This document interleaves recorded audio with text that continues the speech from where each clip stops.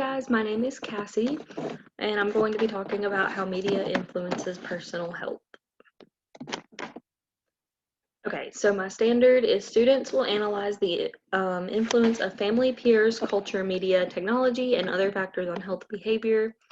And my objective is describe ways that technology can influence personal health. The materials needed for this are going to be a pencil, paper, and internet for the videos, or video. So here I have a roadmap, which is just going to show kind of what we're going to cover. So you have your overview, personal health, mental health, cyberbullying, and then the activity and the closing. The activity and closing kind of go together because it's an activity and then your closing is just going to be the discussion that follows. So starting with the overview. So this is where I would like to just start getting students' brains working, get them thinking about the topic or topics that they're going to be discussing. So first off, I'd like to ask them how many of them have used social media and what social media even is, and then what is personal health, what they think that would be, some examples of social media, which can include like Snapchat, Facebook, Instagram, things like that, and then how social media affects their personal health. So this is just kind of some answers to the overview. So personal health is the ability to make healthy choices that affect your health, and this does not only include physical health, but emotional health as well. Social media is an app or website that allows the user to create content and share it to a social network. And then social media affects physical health, so the overuse of any media can lead to eye strain, lack of sleep, and even anorexia. And then social media affects mental health. The overuse of social media can lead to anxiety and depression. So first off, we're going to start with personal health. And we did discuss back here that personal health is the ability to make healthy choices that affects your health, which is not only physical, but emotional as well. So you do know that your students have an understanding of at least what it is. So some examples of physical health are going to be eye strain and lack of sleep. So eye strain would be using any form of media with the brightness all the way up, or even the majority of the way up, or for extended periods of time. And this can lead to muscle spasms in the eye that can cause headaches and even eye damage. And lack of sleep. So devices emit blue light that signal the brain, making our bodies think it's daylight. This causes us to stay awake longer because our bodies cannot wind down. Anorexia is an emotional disorder characterized by an obsessive desire to lose weight by refusing to eat. So now that they know what anorexia is, I discuss how it is caused, well, it can be caused by the media. Talking about how photos can be photoshopped to make female models look overly thin and male models to seem overly muscular, because anorexia does not only affect females, it does affect males, even though it's not as widely talked about. And this may influence teens to want to achieve an unattainable body image in unhealthy ways. So here we will have a discussion on how they can avoid these negative effects of social media and how social media can spread awareness for these effects that it's having. So next is mental health. So first we would discuss anxiety and depression.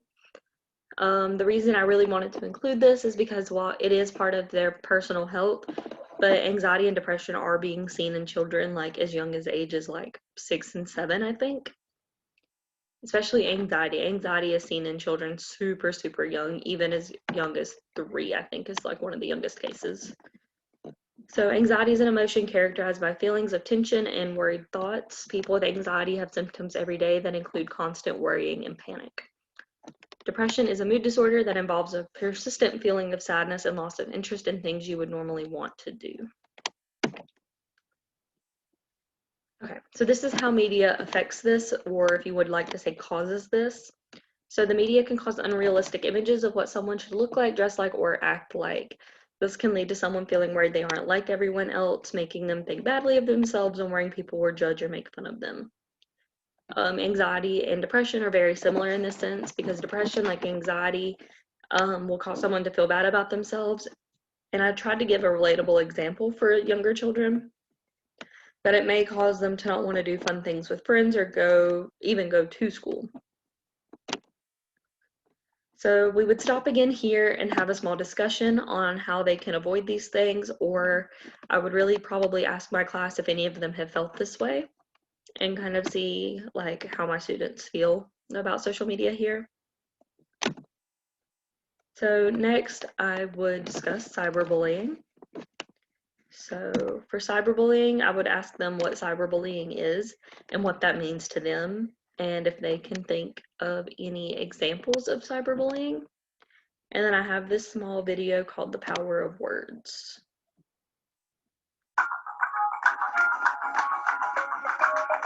And we won't watch all of it, but we're probably going to watch a lot of it.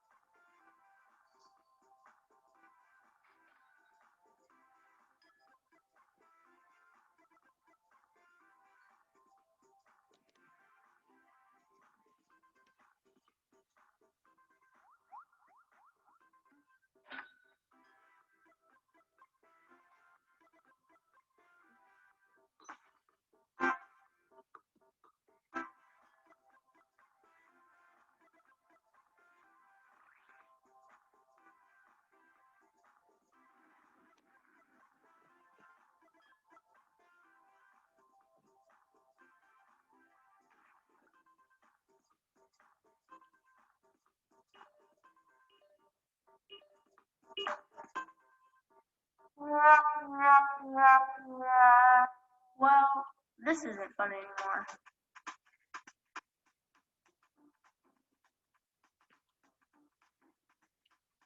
Hey, what's up? Ready to work on our project? Wait, is something wrong? No. Well, yeah. That player 3 got online and was trash talking. Trash talking? Really? Yeah, and I know I should ignore it, but, well, words do hurt sometimes.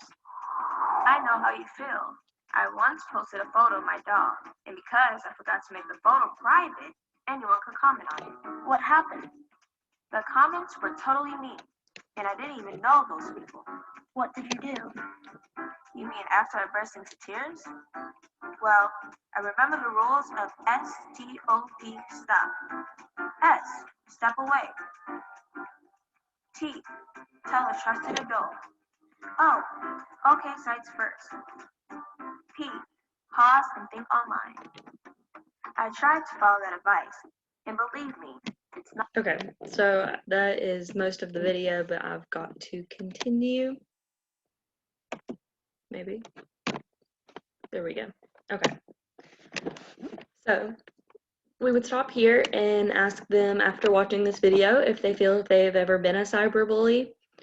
And if they have, how could they have changed their behavior? And then how can they stop cyberbullying now? Like if they hear it online or even bullying in person, if they want to do it that way. So activity and closing. So for the activity, you're going to put students into groups of 4 or 5, and each group is going to create 2 skits. Skit 1 will show an instance of cyberbullying, and Skit 2 will show what the student could have changed to prevent cyberbullying. The students will act out Skit 1, and then as a class discussion, you'll discuss what was wrong with the situation. Students will be asked to perform Skit 2, and then as a class, if this was the correct response, you're going to ask the class if this was a correct response, and if it was not, ask what could have been changed. Okay, so that was all for that. Thank you for watching. Hope you enjoyed it.